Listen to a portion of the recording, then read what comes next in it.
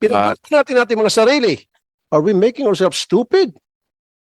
Are we people, a nation of stupid people sending our workers to the lion's den in Kuwait? Yan ang naging katanungan ni Senate Committee on Migrant Workers Chairperson Senator Raffy Tulfo sa naging pagdinig ng kanyang komite hinggil nga sa patuloy na pagpapadala ng mga overseas Filipino workers sa Kuwait.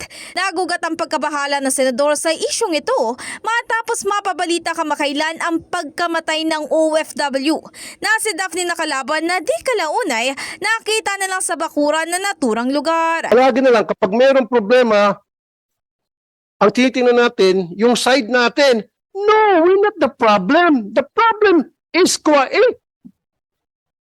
The problem is the government of Kuwait not doing enough.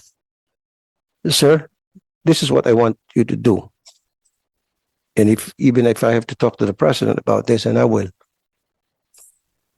ibalik natin siguro yung ban.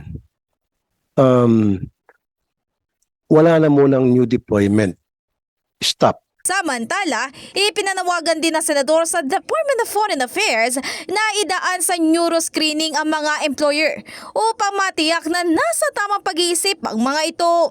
Maliban pa roon, nilinaw din niya na tanging mga bagong aplikasyon lang ang haharangin nila sa pagpunta rito, habang papayagan naman ang ilan na mag-renew pa ng kanilang kontrata kung mula sa pool ay nandito na sila nagtatrabaho.